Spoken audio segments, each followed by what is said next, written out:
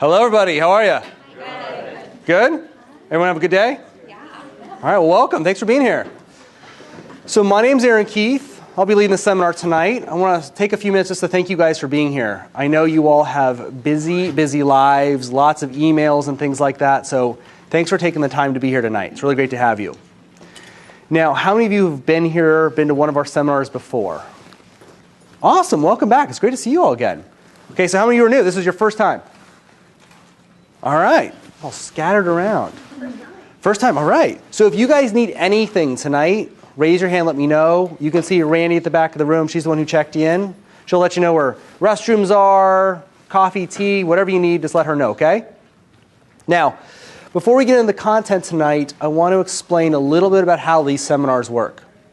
Especially for those of you who don't know, you probably want to know some of this. So first of all, I designed these seminars as a monthly seminar series to allow me to do the thing that I love to do the most, which is talk to business owners about building businesses. So this gives me a format to do what I like to do the most. So selfishly, I did it for me. Second, I think business owners really need a platform where once a month you guys step back and work on your business and not just in your business. So every month this gives you a place to come to really work on developing yourself as a business owner. Every month there's different topics. And another reason I want to do this in a seminar setting is because you have all these business owners around to network with. So when I say network, I don't mean just exchange business. That's something else. When I say network, I mean as a resource. It's really powerful for you all to have other business owners that are resources for you. You need an attorney. You need a bookkeeper. For all of us to succeed, we need other people around us. Agreed? Agreed. Yeah, so this gives us a format so you can meet other business owners, get some good resources for yourself, and yeah, if you do some business, you do some business. That's great. Make sense? So that's why I designed these seminars. Again, this is definitely for those of you who don't know me. If you're sharing with me and you're talking and I'm looking like super serious, this is my listening face. I get really serious when I listen. So it's just smile. I'm focused. Okay, so just smile. I promise I'll lighten up. Now, for those of you also, I talk a mile a minute. I love talking about business. I can get moving a mile a minute. Promise me you'll raise your hand and slow me down? Yeah? So if I'm talking too fast, just can you say that one more time, please? I didn't hear you. Deal? Deal. All right, so with that in mind, let's get to work.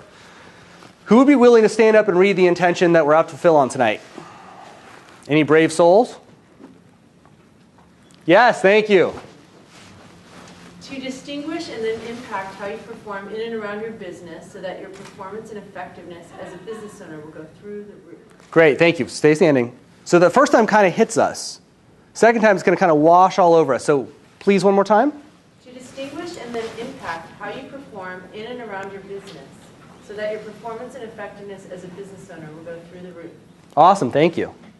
So what do you all hear inside that intention?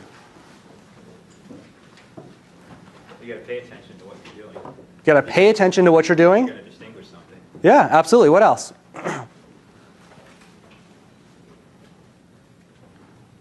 Okay. Hold on. We're going to do an exercise. Everyone raise their hand. Both hands. Both hands. Awesome. Thank you for volunteering. So what else do you hear? That after this evening, I'm going to have some better ideas on how to increase my performance and effectiveness as a business owner.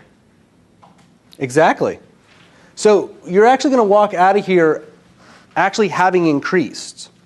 So we're committed that you actually have a breakthrough and you actually see what exactly it's going to take for you to increase. Not conceptually, but you're like dead clear. This is exactly what has to happen. Does that make sense? Sounds good. What else? What else do you all hear inside the intention? That you're going to be successful. Your business is going to grow exponentially. Yeah, we'll take that. Absolutely, we want the business to grow. Because if you're performing at a higher level, will your business grow? Yes. Yeah, and especially consistently. So we're really going to be looking at consistence. How consistent are we? All right, let's see if we missed anything else. So a couple things about getting the most out of tonight's seminar. You really want to be honest with yourselves tonight. When we're looking at our performance and our effectiveness, it's not always the prettiest conversation. So promise me that you guys will really look. Really be honest with yourselves. So let go of how you're looking to yourself. Let go of how you're looking to the person you're sharing with tonight. Really let that go. Because if you're going to have a breakthrough in performance, we have to look at the dirt. We have to see what's really there. And we all have some. So can we agree that this is a safe space tonight and we're going to allow ourselves to really look? Yeah? All right, we're getting dirty tonight. You guys okay? You guys seem quiet. We do seem quiet. You guys have a long day? Very quiet. All right, raise your hand. Who had a long day? All right, I got that. You guys had a long day. I totally got it. Thank you for working things out to be here tonight. No, seriously, I know you guys had a long day. You're welcome. Thanks for working things out to be here tonight. Okay, a couple of things, and I just forgot what they were. Since we're talking about performance and effectiveness, I want to define performance and define effectiveness. Let's start with performance first. What do you all think performance means? Yes, Alara. It's what you're doing. A little louder? It's what you're doing. It's what you're doing. Okay, good. What else? Yeah. A measure of how you're doing something. A measure of how you're doing something. Okay, great. Thank you. What else? Yes, thanks for volunteering. You didn't see her hand go up? Oh, it was quick. She was quick. She's really fast. I don't know, for performance. I was kind of thinking effective. You want effectiveness? Okay. Okay, let's jump to effectiveness. So what do you think the definition of effectiveness is? Like for you? For me? Yeah, for you.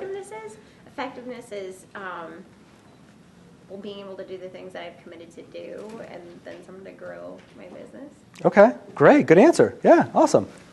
Thank you. Yeah, Shane. I was thinking that performance was the measurable actions you're taking or not taking. Well, I guess the measurable actions you're taking, and effectiveness is how effective they are. Okay, good.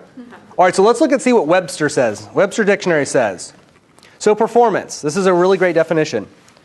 The execution or accomplishment of work, the manner in which or the efficiency in which something reaches or fulfills its intended purpose. The way someone or something functions. It's a pretty hot definition. You guys want me to read it again? Okay. It's a long one. The execution or accomplishment of work, the manner in which or the efficiency in which something reaches or fulfills its intended purpose. The way someone or something functions. Pretty good definition. Now let's look at effectiveness. The capability of producing an expected effect. So I'll say it again. The capability of producing an expected effect. Producing a strong response, prepared for action. Pretty good definition, yeah? So the reason I want to state the definition, we're going to use that as our baseline tonight. So as we work on performance and effectiveness tonight, that's going to be our baseline. Agreed? Okay. Now, we need to start to look at what's the source of our performance and our effectiveness. So what is the source of our performance and our effectiveness? Something's at the source of that. What is it? Our habits? Okay, what else? Thank you. Yeah, what else? Motivation. What's that? Motivation. Motivation. Okay. Good. What else? Our environments. Our environments. Attitude.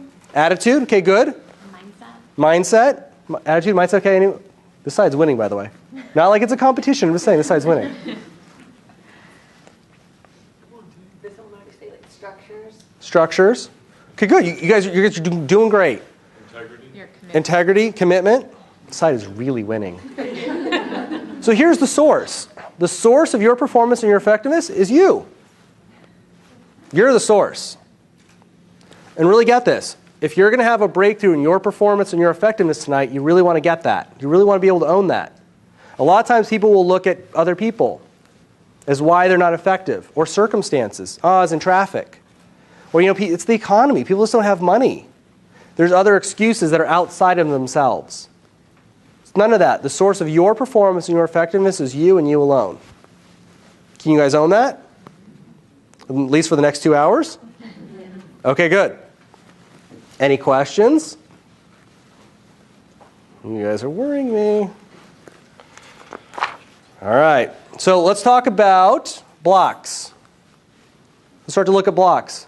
There's a lot of things that get in our way, and they're called blocks. And they block our performance and effectiveness all over our companies. So let's hear them. What are some of the blocks that show up in your businesses that affect your performance and your effectiveness? Fear. Fear? Is that what you said, fear? Yes. Any particular fear of? At one time, it was fear of putting myself out there. Okay, putting yourself out there. Awesome. Great one. Thank you. What else? Yeah. Fear of failure. Fear of failure. Okay, good one. Yeah, thanks. Confidence. Confidence? And knowing that you have the expertise to really put yourself out there. Absolutely. What else? Fear of money. Fear of money? Money, yeah. I would say fear of success. Fear of success? Absolutely. Dislike, I don't like doing my finances. Don't like doing my finances. Yeah, that's a bummer. What else? What's another one? Patricia, give me one. I was going to say fear of success. Fear of success? Okay. Distraction. Distraction. Give me some distractions. Hungry. I'm hungry. Friends. Cell phone. Okay. Shopping. Facebook. How many Facebook has a distraction for some of you? Come on, let's see it. How many get distracted by your Facebook? How many won't raise your hand no matter what? Okay, good. All right, so what else? What are some other ones? Yeah, Laura. Lack of knowledge as to how to execute. Lack of knowledge on how to execute something. Awesome, yeah. Fear of looking bad. Fear of looking bad. Speech. Say more about that. Just, well, I personally have difficulty speaking to people Okay. from, like, choosing a right Like what to say? language. No, just choosing the right language, Oh, what the right language? terminology. Gotcha. So make sure you're communicating clearly. Okay. Do you have your hand up? I did, but now I don't remember what I was going to say. Okay, no worries. Yeah. Feelings.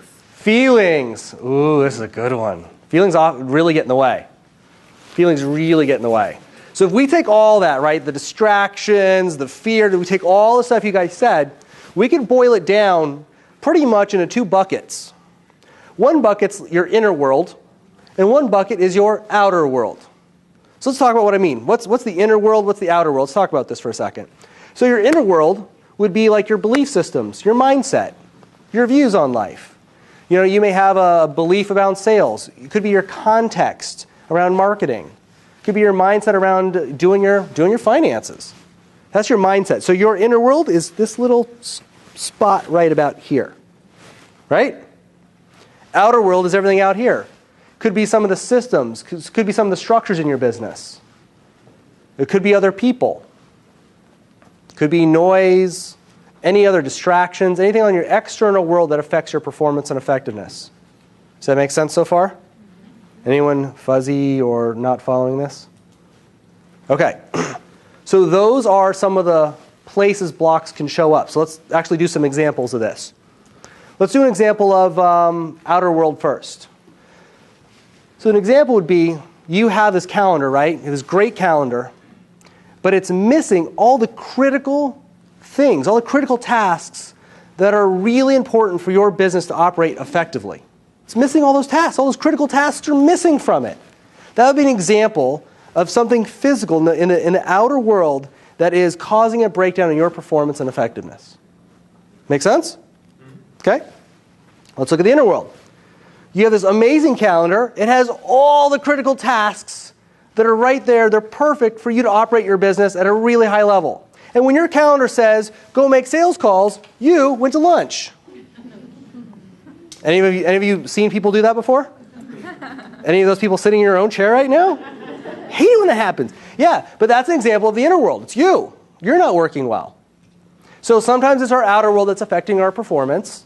Sometimes it's our inner world. So as we work tonight, we need to distinguish, is the breakdown or the block outer world or inner world? Yeah? Nodding heads. You guys doing okay? Yeah. All right, just checking. All right, any questions on that? I want to make sure this is really clear because we're about to work in this a lot. Okay, we got that. I want to make sure this landed the way I want it to land. So I want to get some examples. Give me some examples of some blocks in your own life, your own business, that are showing up in your inner world. So give me some examples of some blocks in your inner world that are showing up in the business. Shannon, why don't you give me one? I knew I should have looked at you. Well, it is my mindset around my finances. So the fact that I don't like working with numbers and stuff, my inner part of me is I put it off. And Okay. I have it on the calendar, but I sometimes choose coffee get-togethers instead of doing my Interesting. finances. Anyone else choose something else other than doing your finances?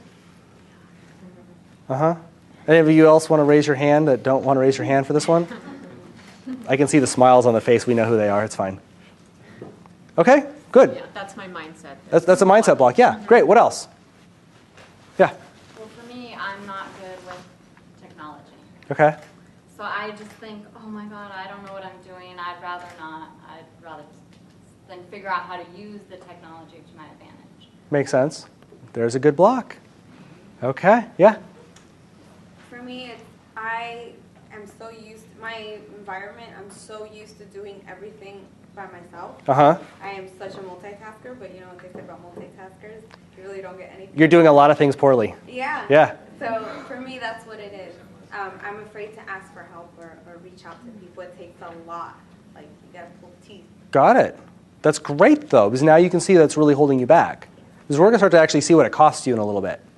And just because I heard a comment about it, do you guys actually get, there's studies done, you can Google them, that, and I'm not going to quote this exactly, but I would double check it, multitasking is literally doing multiple things poorly. It's equivalent to being like sleep deprived. Yeah. There was also Louder? There was also something in Inc. magazine that said you actually become less effective than if you smoked A joint? Well, there you go. So some of you are like, well, fine, I'm just going to drink my wine while I work. It's just like multitasking. As Shannon grins even more over here, she's like, yes! Done! Finances every week. For 3 hours I'm going to spend. A little validation. Exactly. Yeah. Time, I would say, for me personally, because I don't have much of it. Mm-hmm. But when I do, I sit there and I'm like, okay, what do I do? Interesting. That one actually may end up falling under the inner world and outer world. So that's another thing. We're going to start to, as you work on these tonight, you'll start to see that some of your blocks are actually falling into not just your inner world, but also in your outer world. You had your hand up too, yeah. Like saying no, or not being, not the ability, not, you don't want to let people down, so not saying no. How many, like you're always the nice one. No's really tough. That's a great one. Yeah? I was just going to say, waiting till everything's perfect till you know, oh, this has, my website has to be completely done. The social media all has to be done before I'm going to go and get my clients. Anyone else? Who else in here is a perfectionist? Like everything has to be perfect before you execute. So you're in good company. You're in really good company. Yeah. That. Too, on that point, I'll create a great big goal that you can't possibly get to tomorrow. Since I can't get there tomorrow, I find that I just, when I start this is going to be a really great project. But I'll go back to whatever it is I'm doing today, filling out a purchase order or something, so. Yeah, a lot of you get mired down in the day-to-day because you don't have a plan to get you to your goal. Right. Yeah. Like a focus is probably my And if you all start to look at this, in a few minutes we're going to see how much this actually physically costs you in cash money. Yeah, it's big. So who had their hand up over here? Yeah. This came up for me. I realized it the last day or two that so in my business I have packages, and so I'm doing these consultations, and I realized that there was this fear of actually having someone sign an agreement with me, and that even though I could visualize myself working with clients, that was that one spot where do I actually see the clients signing the agreement. Yeah. And so I chose to look at that and do some work around it. Great. So, but I could see that was definitely a block. Yeah. Because so I'm intending that there are 4 people within the next 6 weeks that have signed. I need to work on this particular block in order to let that come into my experience. Absolutely. That's great. It's like you were saying, Kevin, about fear of success. That's it manifested in physical time. Yeah, well said. Really well said. All right, so we've looked at some of the blocks in your own personal inner world. Let's look at some of the outer world. So what are some of the outer world blocks? People saying no to you. Yeah, people saying no. Yep. My family, I would love to spend a day with my granddaughter as opposed to go do something towards my business. So it's not your granddaughter that's your family's not the block. It's your business or your time management that's the block. Yes.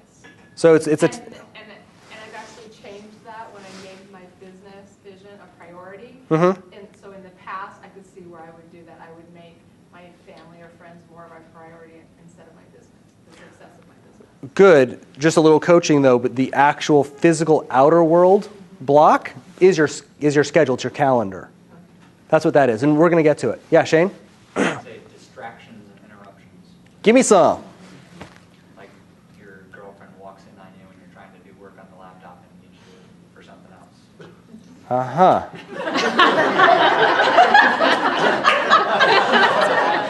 Nobody bought that. But okay. His girlfriend needed him to take out the trash. Good one. What else? Nope. What else? What are some other ones? Emails. Emails? Calls. All right, who gets distracted by your emails? Yeah, it's a big one. Kids? Duct tape and zip ties, you're fine. Jeez. What else? What are some other ones? We have kids, girlfriend. Actual clients. Actual clients. Yeah, how many of you actually get mired down by managing your clients? Yeah, anyone? Yeah? Any other ones? Oh, we already said kids. I say kids would be a perfect one for you. No, I've got that taken care of now. Yeah, all managed? Yeah. All right, done. It's my third time at this. Yeah, she's done this one a few times. It's complacency. What do you mean? Well, you reach a certain amount of success, and you go, I'm on my way. Hmm. And then, That's inner world, though. Good one, it's inner world. true. Good one, though. Yes. Emails. A little louder? Emails. Yes, we got emails. Someone said emails and phone calls. Shannon got that one. All right, so you guys kind of get in the world of this? Okay, make sure we did not miss anything. All right, fun time. Does anyone not have something to write with? Raise your hand if you do not have anything to write with. But you can type. Okay. You have something to type with? All right, done. I should say type now. I'm got to catch up with my technology. Does anyone have not anything to capture something with? Kind of works, right? Capture? All right, so let's do this. I'm going to give you a couple minutes. I want you to write down all the areas in your business where you would like to see your performance and or your effectiveness improve. Any area. Could be organization. It could be marketing and sales. It could be managing your staff. It could be communications, emails, phone call communications. It could be finance. It could be sales related. Any place in your business that you would like to see your performance and your effectiveness increase. So just make a list.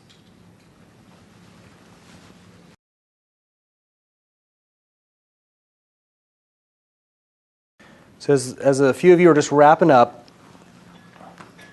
here's what I'm going to have you do. Look at your list, and I want you to pick that main one, that biggest thing on there. Don't pick the easy one. Don't pick the one that's less confronting. Pick the one that is the hardest one on there, the one that's most confronting to you. Pick the one that's impacting your business negatively the most.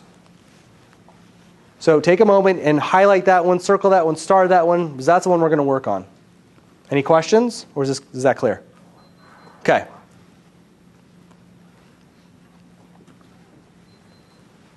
Everyone have your main bugaboo? All right, let's hear them. What are some of the ones y'all got? Time management. Time management? Okay, good.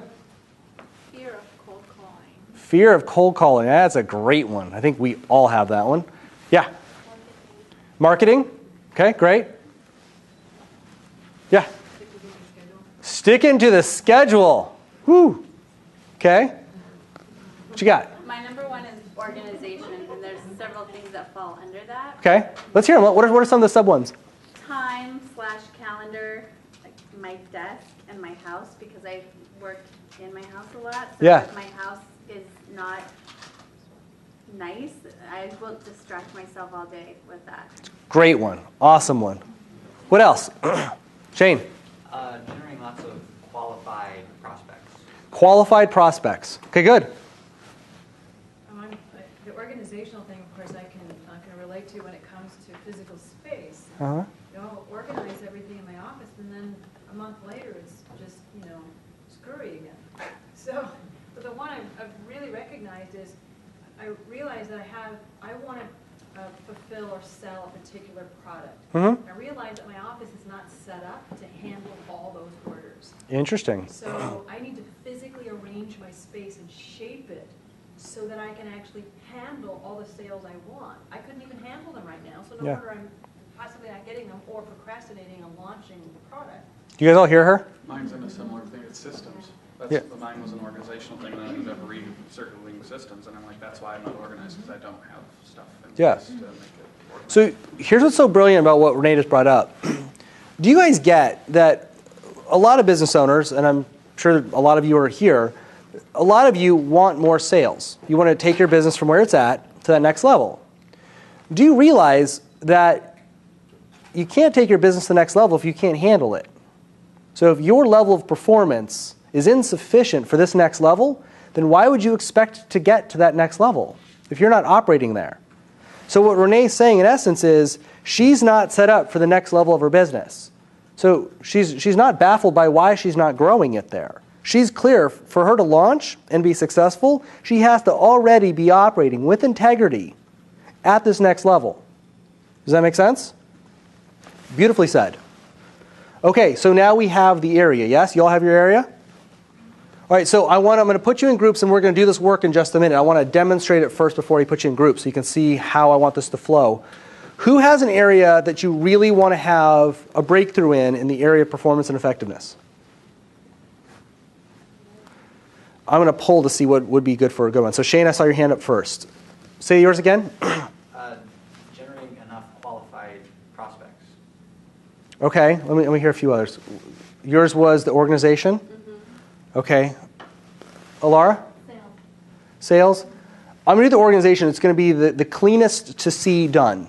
Okay? So would you mind just kind of standing up so we can all hear you? You're going to be kind of on the spot. Because I want to make sure everyone can hear this because they're all about to do this. All right, so if you guys want to follow along, it's the front page. You don't need to follow along. You're just going to listen. Okay. All right, so first thing, tell everyone who you are and what you do. Okay, my name is Jennifer, and my husband and I have a yoga studio over in Crown Point. Awesome. All right, so tell everyone what your area is. Tell me what my what? Tell everyone what your area is, the area that you're working on. Organization. Organization, so home office, a little scheduling in there. Time, yeah, so all the processes that need to be done. So knowing exactly what day I'm going to be working on sales, or what day I'm going to be working on the books, or what day I'm going to be working on. So it's very clear, and it happens each week in a slotted time, so that it's effective. Absolutely. All right, good. So let's go through the checklist. So we told the group what you do. So the first thing we're going to do is figure out how this lack of performance and effectiveness is impacting her in the area of time. So let's just look at a single day. Okay. So run us through how this shows up in your day. How being unorganized? Yeah. Okay.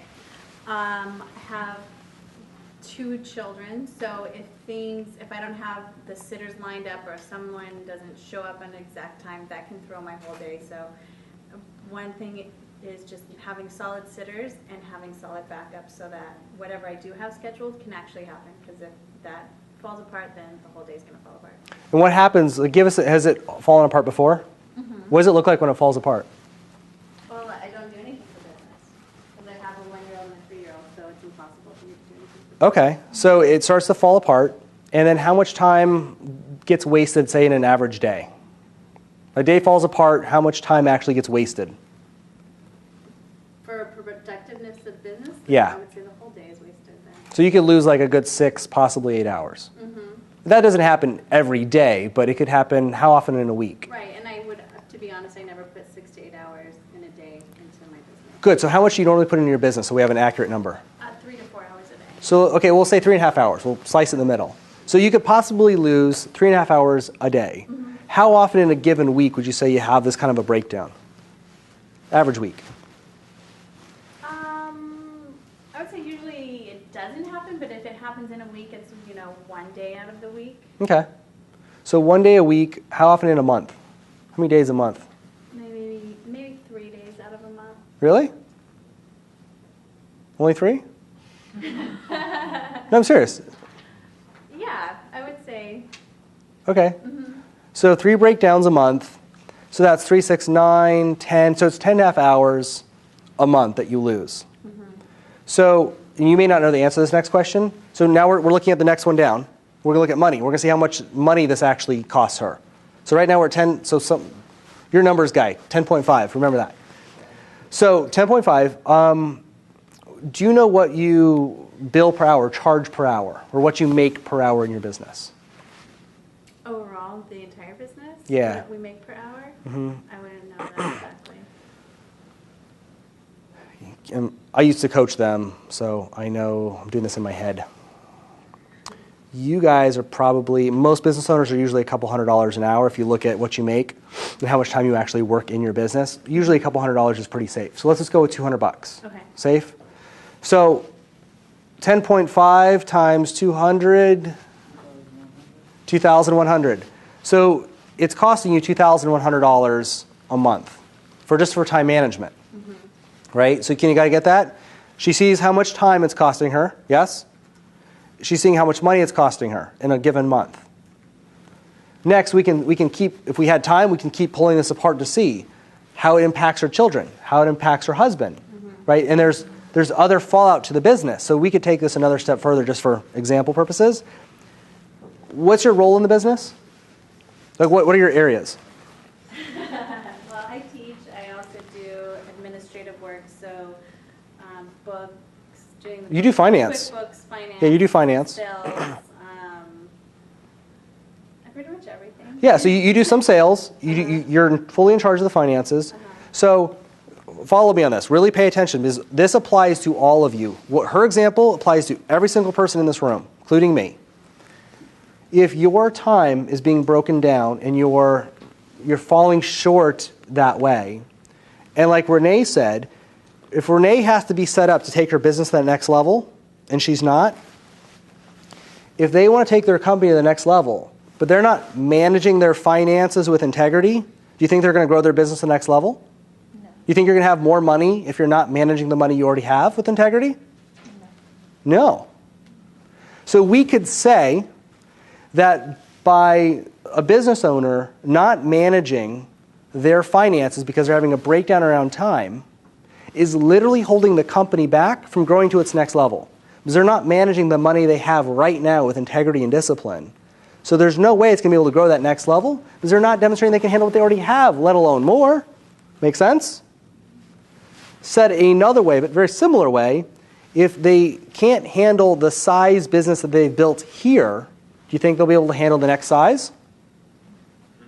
The answer is no. And a lot of you, this is the exact case. It's why this seminar exists. Because, great example, by the way. Because can everyone relate to what she's saying? Yeah, you're in good company. Everyone can relate to you. So as us as business owners, the more we put in around our own performance and effectiveness, the structures, mentally or physically, we're actually enabling our business to move to that next level. Does that make sense? Really? Is this not clear to anyone? Because I want to really make sure this is clear. It's not clear? No, I'm lost. What exactly? Okay. I lost how you were, I guess, paralleling her time management. I know how you got the number. Yep. No, perfect. It's good. Let me explain again. It's a bit complicated. Okay. There's a distinction called capacity. So let's do your glass. This glass, let's pretend this glass holds 8 ounces of water. What happens if we try to put 9 ounces in it? By 1 ounce, correct?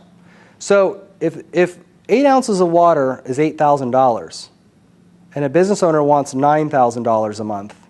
She's got to get a bigger glass. Right. So stick with that for a second. Your performance and your effectiveness impacts your capacity to handle stuff. So if your block is in the area of finance, it's blocking your finances. If your block is in managing your employees and you need 10 more employees and you can't even handle the employees you have, there's the block. It's holding back your capacity. So her area that she's working on, I just kind of stretched it out so she could see a little bit broader view of it. By her having a breakdown in time management, she's not getting to her finance time. By not getting to her finance time, her capacity in the area of finance is diminished. If she was to be more integrous around her schedule and stick to her finances would be managed with integrity, hence she can handle what she has, so now she's a clearing or an opening for more money to come in. Does that make sense? It's complicated, right?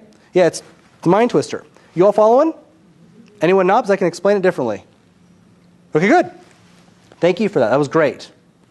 So let's finish the example. So we can see the impact time-wise, money-wise, and we can see, if we kept going, we can look at all the other ways it impacts you. Sure, yeah. Now, what is a system or a structure or a process that we could put in place that would shore that up? Ooh, hold on, before we get there. Can you all see, stand back up. Mm-hmm. Can you all see that her area is not just in the physical, like in the outer world?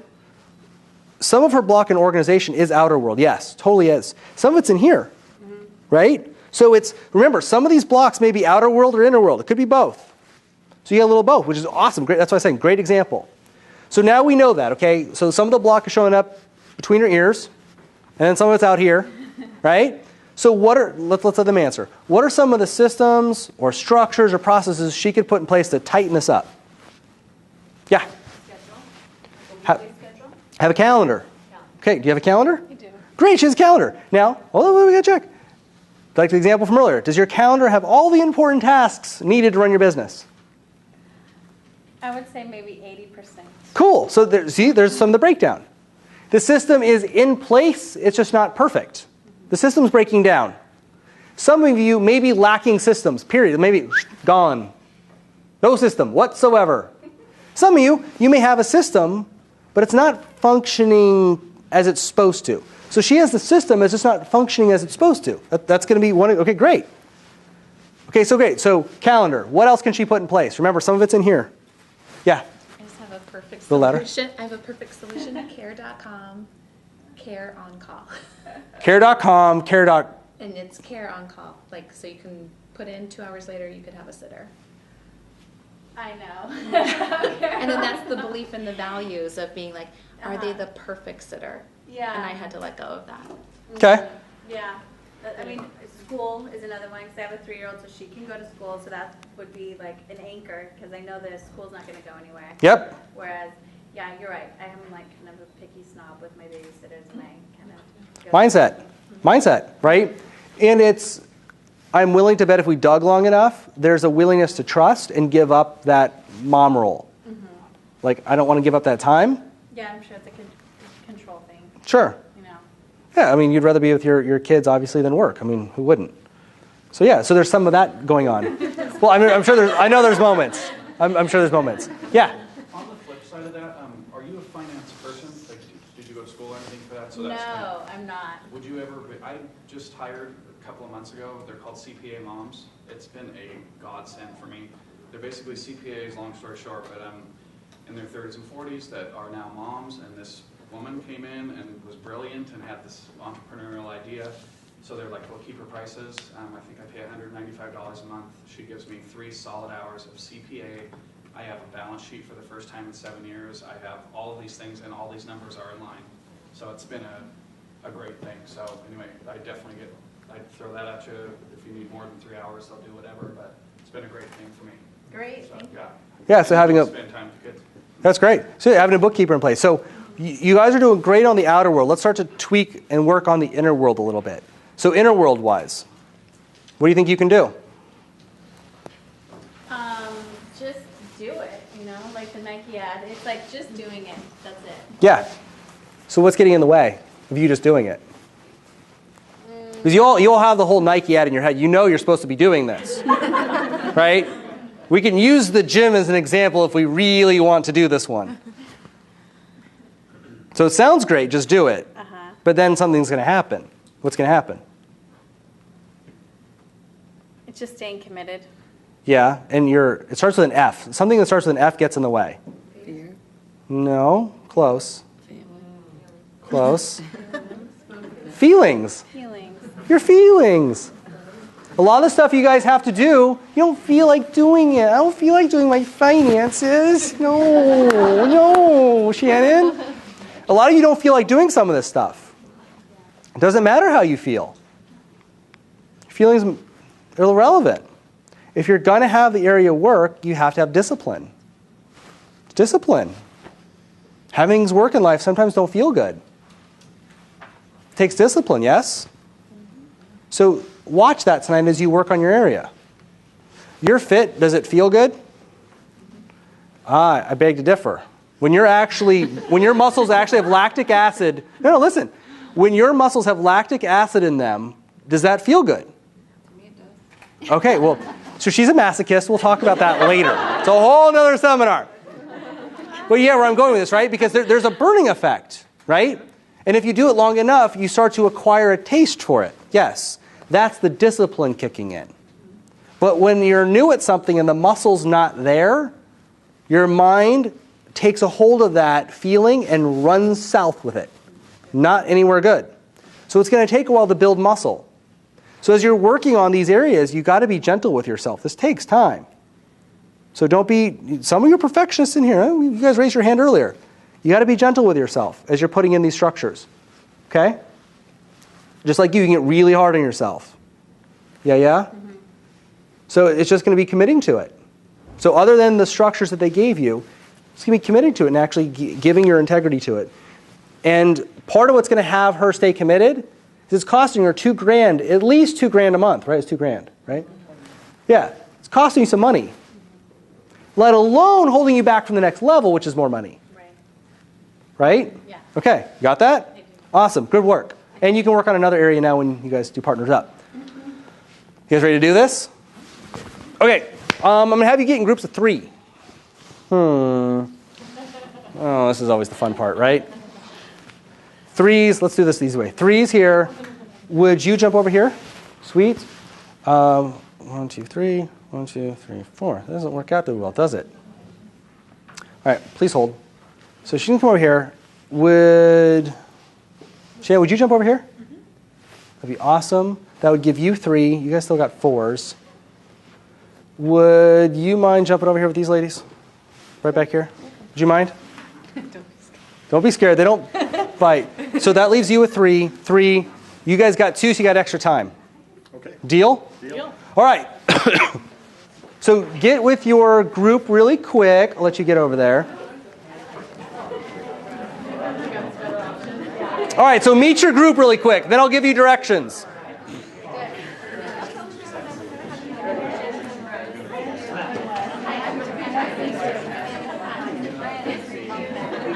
All right, so it's you 2. All right, so you guys got extra time. Deal? Yeah. You guys don't have a third coming, do you, right? No. Okay, good. Yeah, because they have 2 and you guys are going to have 2. So that works out great. You're just going to have a little bit extra time. All right, so here's what you're going to do.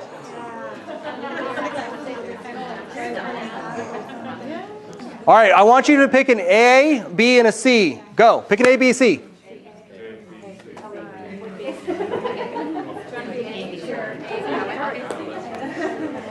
Lauren, who should I pick first? You should pick A first. A's are going to go first. You always get the bad end of the deal. All right, so A's are going to go first. So here's the directions. A's you want to follow. Your group's going to guide you here. You can look at the sheet as well. Tell your group who you are, what you do, right? Tell them your area. And they're going to walk you through the impact that's having you on time, impact that your performance is having around money.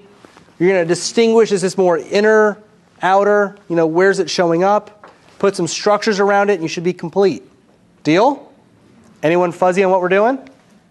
Okay, you're going to have 5 minutes each. We'll tell you when to switch, so don't worry about it. We got the time. All right, A's, you're up. Go.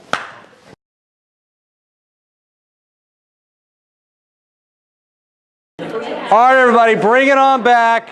Acknowledge your partners again.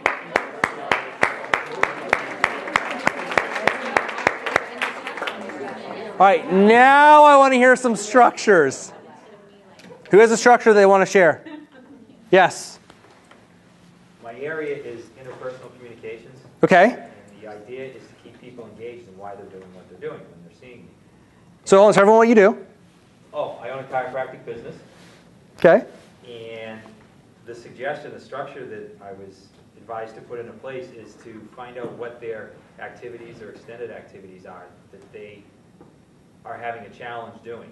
And in order to keep them engaged is to remind them how what I'm doing is benefiting their gardening, their running, their swimming. I mean, something other than, Yeah. why they made it. Beautiful. Isn't that awesome? It's a perfect structure. You can make a little document, photocopy 1,000 of them, whole bunch of stick in every chart. Yeah, on the intake form. Absolutely. Well done, group. I like it. All right, one more. Yes. So, Nice and loud. my name is Amanda, and I have a chair massage therapy business. And Nice and loud. I have a chair massage therapy business, and every 3 months, it's like clockwork. I forgo my system because I'm like, I'm doing great. I don't need this system anymore. I can just wing it. And my business just nosedives. How many of you do that? Things are going really well, like, I got this. And we calculated that basically I lose that whole month. Ooh. So just because I nosedive. So that's So they almost 14,000. 14. How much? Well, about 14,000, we figured. About 14,000 a year. Because of other classes. Oh, gotcha. So you're losing about 14K a month, possibly. Yeah. Great. So since it's clockwork, I need to check in with a group of mentors at that time so I don't nosedive. No. You need to be with mentors all the time. You guys, having a structure that shows up when you tend to nosedive is not the structure. Having a structure that is always working with you so that you never ever have to even get to that point is what the structure's for. Or else you'll never learn consistency. So check this out. To be consistent, you have to be a consistent human being. So if you want your business to be consistent, you actually have to be being a consistent human being, since you're the one running your company at the moment, right? So you want to get training on how to be consistent. It's not easy. Just so you all know, growing a business is much easier than maintaining a business. Making more money is not rocket science. Being consistent, making more money, now that takes something. Shannon, you've done this, yes? Big time. That's a real challenge. Yeah, and I think it does get into the compliance. You become very complacent. Complacent? Yeah. Awesome. Really well said. All right, any questions? Okay, let's move on. You guys, if you guys want to go back to your normal seats, feel free to reshuffle.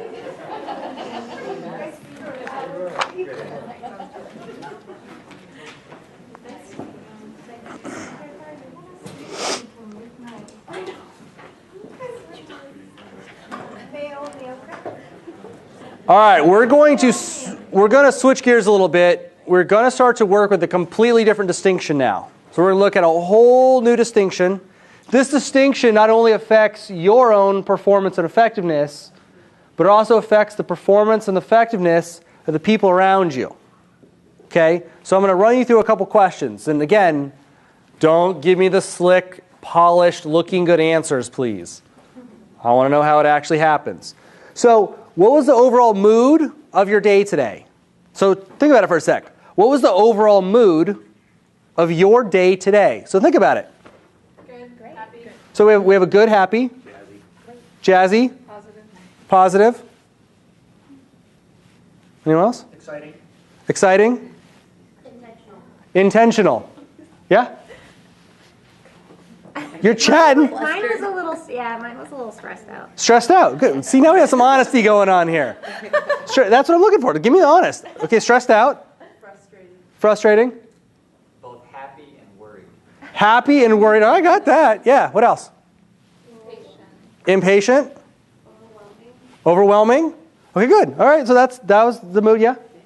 Anxiety. End of the month, you know. Anxiety. End of the month. All right. Good. So let's keep rolling here. So raise your hand if you tend to bring your moods with you into your office, into your business. Raise your hand. Come on, let's see them. Put them up. Okay. How many of you aren't going to raise your hand no matter what I ask you to do? Awesome. Thanks for being honest. So do you think your mood can affect the results you produce and the results the people around you produce? Yes. Yes?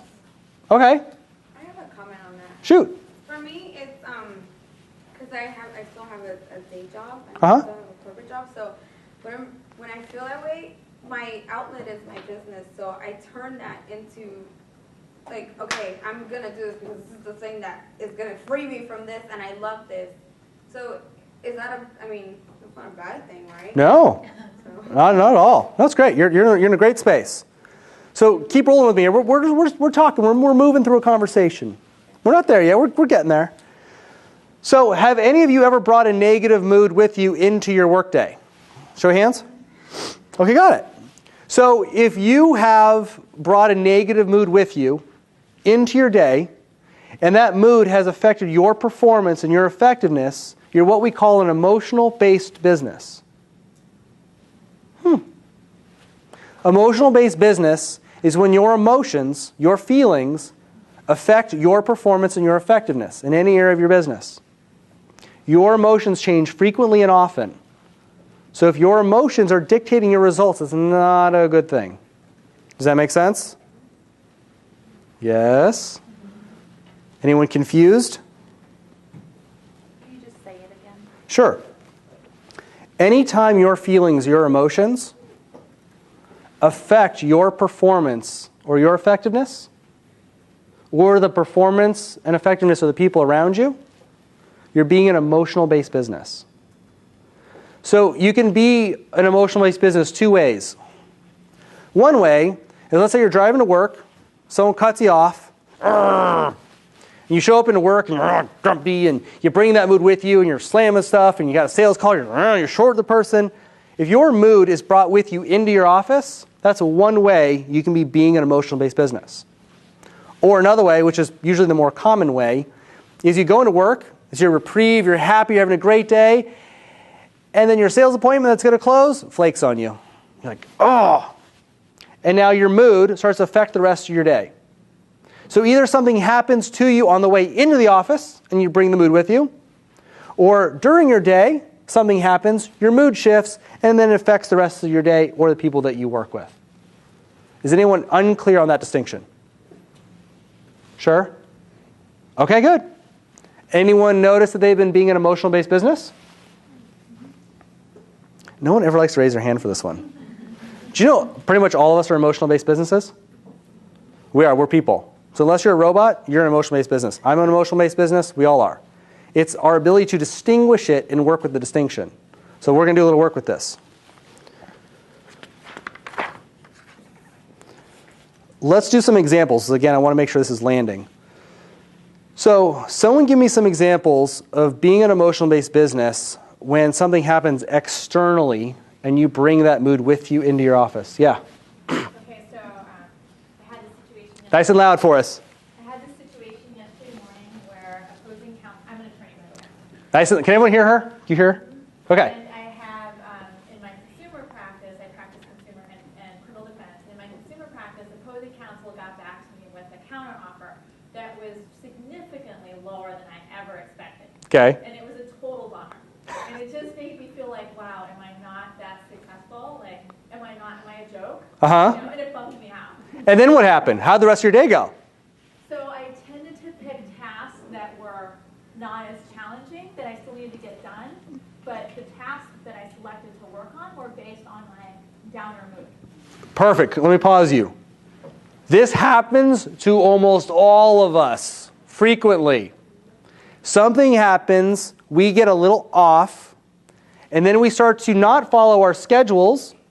We start to be emotional based and do what feels good, what's easy. They're laughing from recognition. You guys get that? Great, great, great example. Can you guys relate? Okay, so let's look at the other side of this. So you're going into work, Shannon's having a great day, she has great heels on, you're like, woohoo, right? And then something happens. What happens? Heel breaks. Heel breaks. Oh my gosh. And then what happens?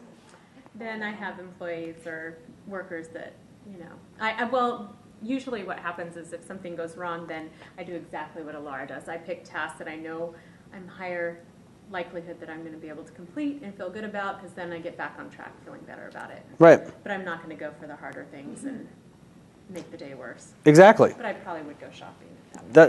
She's sort of like, so the schedule shows up. Schedule says finance and sales calls. She's like, oh, no, it says Nordstrom's. Silly. And there she goes. But you guys do that. You guys are alive. You guys actually do this. Yes? Because that's an emotional-based business. And that just absolutely kills your performance and your effectiveness. So if we start to actually follow you around day in and day out, you'll start to see really how you perform. This shows up more than you think. Have you ever, has anyone ever pointed something out to you like, do you know that when you chew, you like your mouth is really open, you make that twitch, you're like, and then once you notice, you're like, oh my gosh, I so do that. And then every time you do it, like you notice it, there's now an awareness. That's what's happening in the room right now. You're distinguishing something. Prior to tonight, most of you didn't know what an emotional-based business was. Now, tomorrow when you show up to work, there's going to be this thing called an emotional-based business. You're like, huh, look at this thing. Crap, I can't get away with it now. You're going to start to distinguish it. That's part of the power around this. Okay? I want to make sure I didn't miss anything else. Comment about that? Yeah, please. So I know you have the ability to change that. For instance, I have 2 kids also. And I mean, my mornings could be a nightmare. And by the time I drop them off at school before I go to work, it's like, oh, thank God. And it really, and I'm a dentist, so it totally affects like my patience. Yeah. Like not my clients, but my patience with people. And like I don't have time for BS, Yeah. You're a little short. But I'm really good at kind of knowing that, and I never, I don't feel like I portray that with my patients. I'm really good at kind of faking it sometimes. Can I pause you? Yeah. Promise? Don't forget that. Don't forget what you're going to say. How many of you have been with someone and you can tell they're faking it? I'm just saying. I'm not saying I'm right. I'm just a little litmus test. I'm just saying. Okay, go ahead. Continue. So she's great at faking it. Continue. The question I have too is like, I tend to be awesome at work, and the second I come home to my husband, it's like, I'm like a moody bitch. Emotional based. Oh, totally. Yeah. And I get it, and I know I'm doing it, and I'm so good around like other people to be a different way, I think. You think? Uh-huh. But, yeah, and it's not all the time, but I'm really good at consciously knowing that I'm doing that. Sure. But it's really hard to differentiate that. Can I offer a suggestion? You're about to all do this work, so we're actually going to do the demo right here, and you guys are about to go do this work for yourselves. So can we just walk this all the way through? What's taking so much energy is you're covering up a mood. So again, really listen. Listen like you don't know the answer to this question or what I'm saying. In this distinction of being emotional based, you're either A, being an emotion that's negatively impacting you, or B, you're being an emotion that's positively impacting you. What you're doing is not this. I'm saying be A or B. You're taking a negative emotion, slapping a chocolate smile on top of it, and that takes a crap load of effort. Right. It's not going to work out because it's a mud cake with icing on top. Doesn't taste so good. It may look good on the outside. Like you may look together on the outside, but any of us who's present, who's just being with you for a few minutes, like something's going on in there. Not sure what it is, but something's going on in there. You guys know her. Can you tell when something's going on with her? Yeah, they can tell. People can tell. They may not know what it is, but they can tell you're off. You get that? How do you change that? We're about to do the exercise. Please hold. So here's what I'm going to have you do. Take a moment, and again, I asked you tonight to be brutally honest so we can fulfill this intention. So I don't care how you look. Don't worry about how you look to yourself or someone else.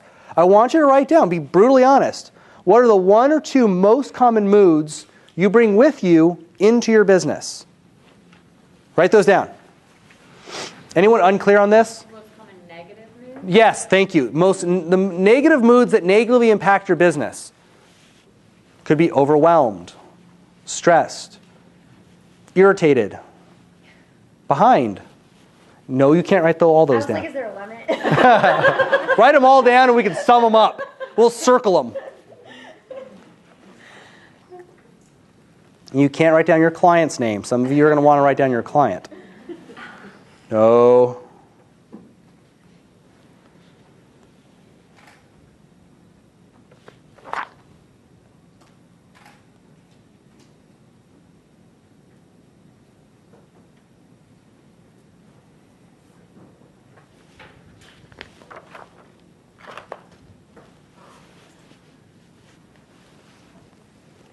All right, everyone have their moods? Anyone not? That's a yes. You guys got all serious on me. Whoa. The mood has shown up. So here's what I'm gonna have you do. I'm gonna part you into twos. Would you can you flip around, touch Heather? Yes, I'm still thinking. She's in mood mode. All right, so twos, you twos, twos, twos, twos, twos, twos, twos, twos, twos. We need to partner you up. Would you two jump on a table back there? Who, me? You two, you and Shane. Okay, sure. You two, you two. Twos, twos. There should be 32 in a row. What did I do? Raise your hand if you're not two'd up, other than this back row. Who's not two'd up? Yeah, see? We're good. You need to jump with Renee. Okay. All right, get with your partner and introduce yourself if you haven't already met. And then pick an A and a B.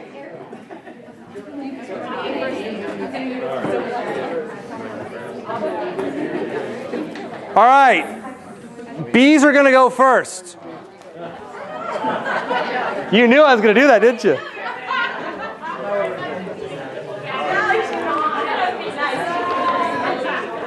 All right, so here's the directions. Flip your page over. There's a back sheet. I want you to go through this sheet with your partner. So B's, you're going to go first. A's, you want to guide them through this sheet. You want to ask them the questions. Not like last time when you guys got off on all kinds of other topics. We only have a certain amount of time here. So I want you to go through this, and I want you to distinguish with them, A, what are the most common moods?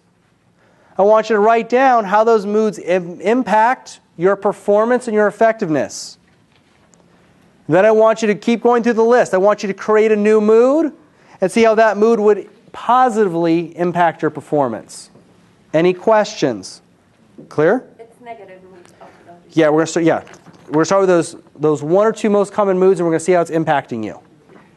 So B's, you're going to go first. I'm going to give you about 2 minutes to do this. So you got to work with a little speed. Anyone have questions? Are we good? Okay, B's, you're up. Go.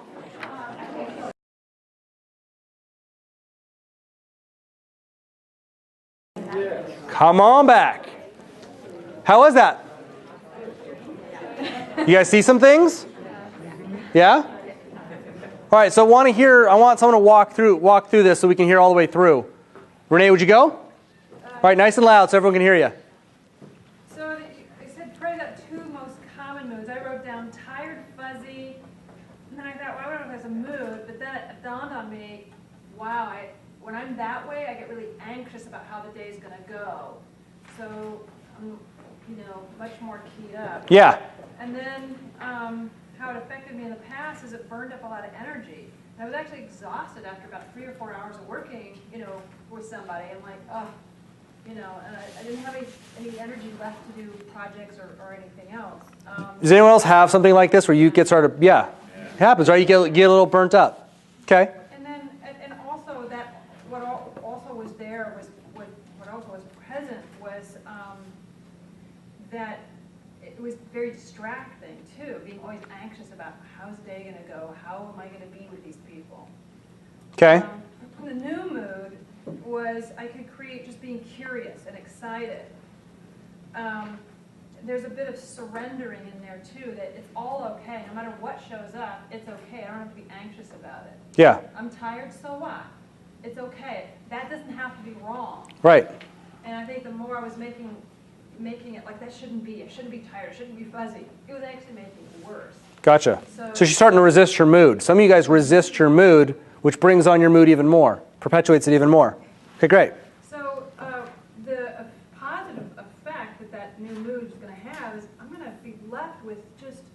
feeling fresh as the day I walked in the office. Or the Yeah. morning, the moment I walked in the office, I'll have all that energy contained. It won't just be burned up. Yeah. So I think I'm burning up a lot of energy with that. Yeah, so perfect, thank you for that. So here's what I want you to hear. She's coming in a particular way. Yes? Can you always hear? She's coming into her business with a particular mood. And then she's focusing on it, right? She's distinguishing it, and she's bringing forth a new mood. So I want you guys to hear, this is the answer. This is how you fix being an emotional-based business, because we're all emotional-based businesses.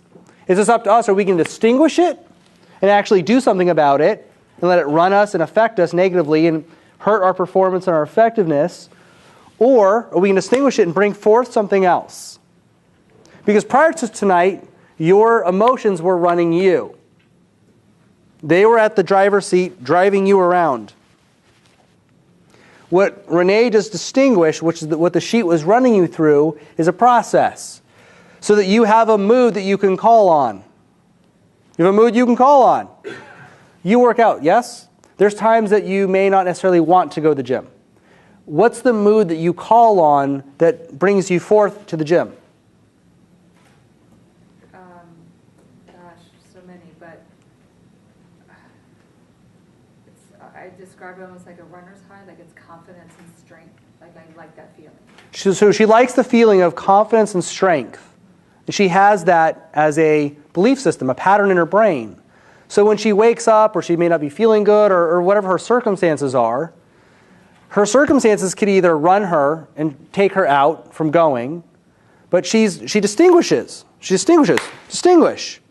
I can either be this mood, or I can call on this other mood that I've created that I know is existing, and it will bring me forth into positive action. Yes? Right, so, I mean, bringing that to a business standpoint, literally when I work out, like it 100% changes my mood. So to make that in like when your business, as you describe it, as emotional, that's what you're saying, right? That's exactly what I'm saying. There's no difference. Okay. Yeah.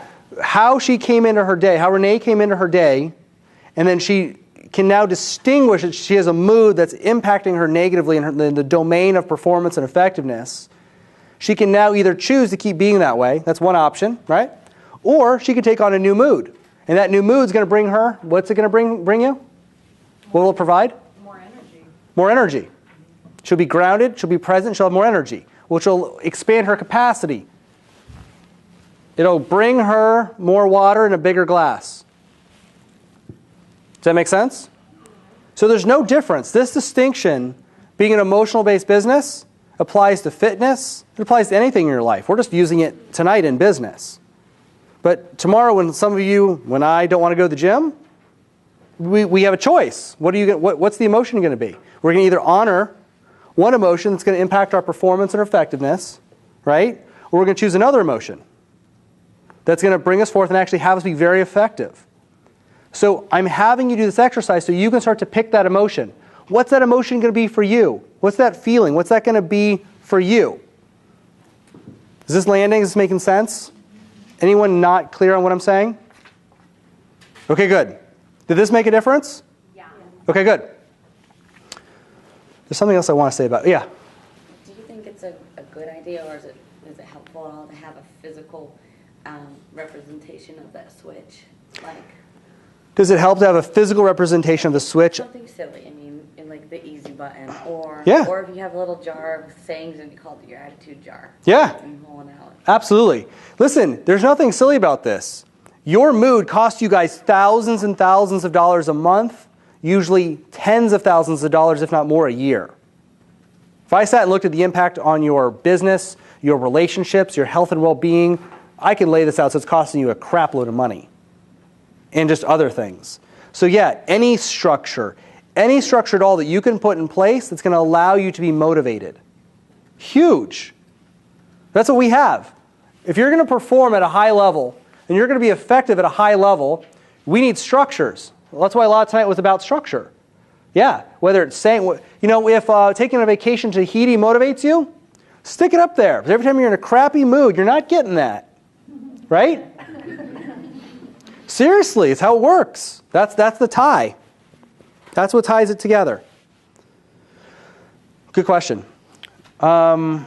You know, another thing that I wanted to add on that I noticed that when I am in a negative emotion, you know, I have to also create awareness that, you know, I can shift that emotion, but if I'm not fully there to do it, you know, it is like everything is attracted to it, even music.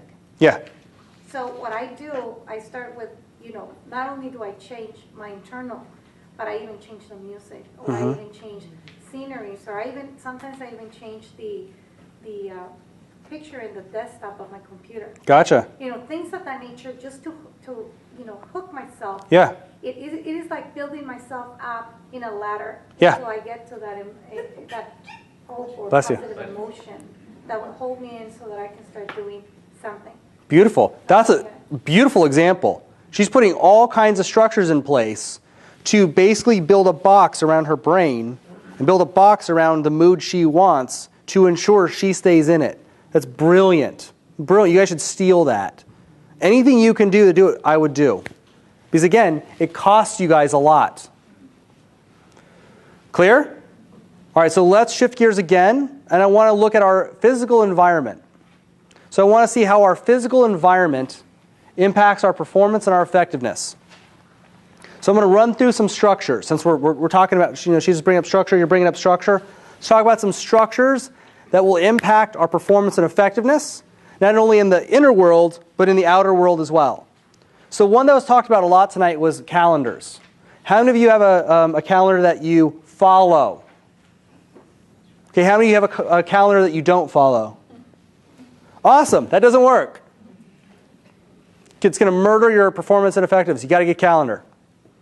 Your calendaring system is the foundation to your performance and effectiveness for any business owner. Bottom line. No argument, that's bottom line, it is the foundation. So you got to get a calendar, and anything that's important to you needs to be calendared. Your calendar is a physical representation of the experiences of life that you say you're committed to. So if there's something in your life you're committed to, and it's not in your calendar, you're not committed to it. If you're committed to it, it needs to be in the calendar. It's not going to happen. Okay, so that's huge on performance. Another one that I didn't hear tonight, you guys may have talked about, I just may not have caught it, is being focused on your statistics. Motivation. If I was to spend enough time working with someone, we were doing this a little bit when we're talking about her business. If we start to look at your goals, what your sales goals are, how many customers you need, how many appointments, how many leads, how many conversations, we start to get really present to your statistics in your business, and you get present to your statistics in your business, it'll motivate you. A lot of small business owners that I meet, they're not motivated because they're actually not clear on exactly what they need. Each one of you I should be able to point to someone like, what's your sales goal? You should be, it's this much money. Great, how many customers do you need? I need this many. How many leads do you have? I have this many leads. I have this many appointments booked. I need to have this many conversations. You guys should know that like you know your birthday. How many of you know it like you know your birthday? Right. Right. You see that? But that's motivating because if you knew that information and you had a free hour, Facebook wouldn't look so attractive. Because you'd be like, holy cow, I have to hit my sales goal, which is this, which means I only need to have this many conversations. I got an hour. I can knock those right out. And I can hit my goal this month, which will get me to Tahiti. You guys don't have that loop in place. Many of you don't have that loop in place. You seeing what I'm saying? Am I losing anyone? Is there like a specific formula so you take that number and divide it? Because that's my left side of my brain. No. This is a great question. There is. It's a whole other seminar and a long conversation. So it's not something I can give you this moment. See me at the end. I can talk to you about it for a couple minutes. But yeah, there's a formula. Everyone's business is different though. So we have to know what your closing ratio is and stuff like that. But yeah, we could talk it out. Okay. Let's see what else we got. This is really important, guys. Those of you who are clients of mine, all my clients use something called a weekly promise. They all promise what they're going to produce every week. Then they give it back to me and they tell me what they did and what they didn't do. Whether you have a business coach or not, you need to have some kind of weekly structure where you're on the hook for producing results. So your weekly goals, your weekly objectives, your weekly promises, whatever the heck you want to call them, you need to have a structure that says, I'm going to take these actions, I'm going to produce this result. That way you're focused. Racehorses have blinders for a reason. They're focused, they go straight, fast. Some of you are like herding cats all over the place. No, you need blinders. You guys are great at producing results when you're pointed in the right direction. Right? You guys are. You guys are result producers. You wouldn't be business owners. You're result producers. So you need a structure that's going to keep you pointed in the right direction. Okay? If you have questions on what that is, see me at the end. I can give you some suggestions. All right, I know there's one other one I had down here. We talked about multitasking.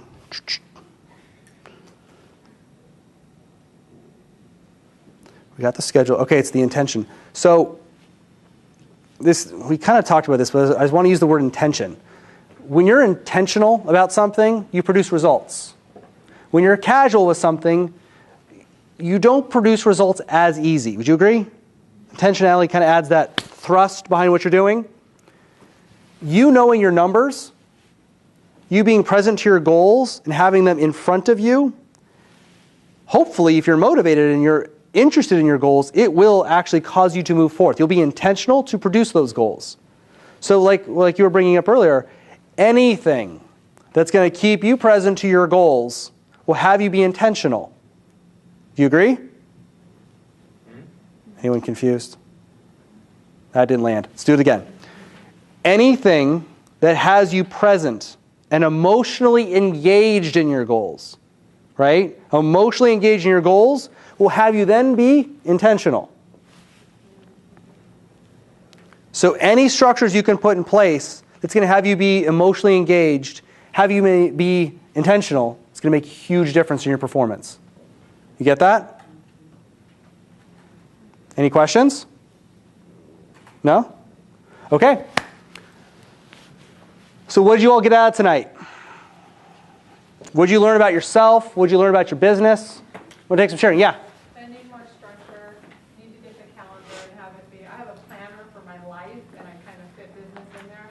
I think I really need to have a planner specifically for my business and combine the two and have the two so that I don't get so busy in my day and start to let business actions fall tomorrow. Okay. Be more intentional. Awesome. That's great. Great. What else? What else did you see about yourself? What else did you learn? Don't all hands go up at once. Yeah. I have an emotional response that was brought up by somebody else. I was like, oh, of doing those off tasks, those easy tasks when you come in with the bad emotions. Mm-hmm. And that ties into my other thing with employee management, because I start doing their goals that are easier and mm-hmm. you to start feeling better and get back up there. Build yourself up. I'm like, why did they do that? Well, I did it. Okay, so you're doing their job. Should get paid for it then. Yeah, what else? I thought that I did not have an emotional-based business, but always at week 4 in my program when it's time for re-enrollment, Mm-hmm. I feel anxious. Interesting. A little anxious, huh? So now I know that is clear for me, and I do have an emotional-based business. I can do something about that. Yeah, you put something in place. You can create a new intention. Yep. All right, good. Anything else? Yeah, Renee. Every time I do this particular seminar, I really get present to how much that everybody, but I'll talk to myself, can improve my effectiveness and performance. There's just so many areas that you just make little tweaks and it can really improve that. Yeah. And how much I can constantly look at or keep coming back around to look at periodically to make an improvement. That's great. Remember, most of the topics we do here are topics that are unmasterable. That's why we talk about them. Because as business owners, every time we get to a new level, everything starts back over again. So if you're good at scheduling and making $10,000 a month and you have an awesome schedule, you manage it with perfect integrity, and you make 10 grand a month, when you make $15,000 a month, your schedule's going to break down. Every time we move to a new level, we're instantly insufficient for that new level. So that's why we do this. So we're constantly looking and growing and developing ourselves as business owners. It's one of the, I'd say, the gifts that being a business owner gives you is you get to ongoingly grow and develop yourself. That's really a gift. Because every time your business grows, you have to grow. You really do. So that's why we revisit these topics. And this is her like 6th year doing this. Same conversation. Every year it's something deeper because you're expanding. That's great. What were you going to say? I was just going to say it's very interesting that as we went through all the exercises, they all seem to have a theme for me. What's that? And it kept going back to, I don't have enough energy, I don't have great time management, I'm a new business owner, so I'm learning how to balance all that in my life. Uh-huh. And so it all comes back to being in healthcare, always giving to the patient. Interesting. And it's interesting, I wasn't giving to me. So what I wasn't scheduling for myself was my time to work out, was my time to do this, was my time. It was all being absorbed by, I got to get this done for the business, I got to do this for the business. So instead of not having energy, what I realized was I wasn't allowing myself to take that time for me that then ricochets into, and has waves into the next, to the next structure, into the next issue for me. So And remember the capacity conversation we had? Yeah. So your lack of balance diminishes your capacity, which means you can't take on more, right? Yeah, so her scheduling time to go get massage, sit on the beach, do nothing, will literally make her more money. Will literally make you more money. You can thank me afterwards. No, that's great. That's awesome you saw that. Yeah, no, it's brilliant. Okay, so who would be willing to read the intention? Let's do it, please. To distinguish and then impact how you perform in and around your business so that your performance and effectiveness as a business owner will go through the roof. Did we do that? All right, great work, everybody. Really great work. All right, last conversation, and then we're going to switch into networking. So I'm going to talk to you about what we're covering next month, what the topic is. So business owners who are highly successful, business owners that produce consistent results over time, they have something in common. What do you think it is? What's in common? Lots of money? Okay. What's that? Drive. Interesting. Drive. Let's go with drive. The reason they have drive is they've intimately connected their sales goal for their business to the things in their life that matter to them. A lot of business owners don't always enjoy the journey of growing their business.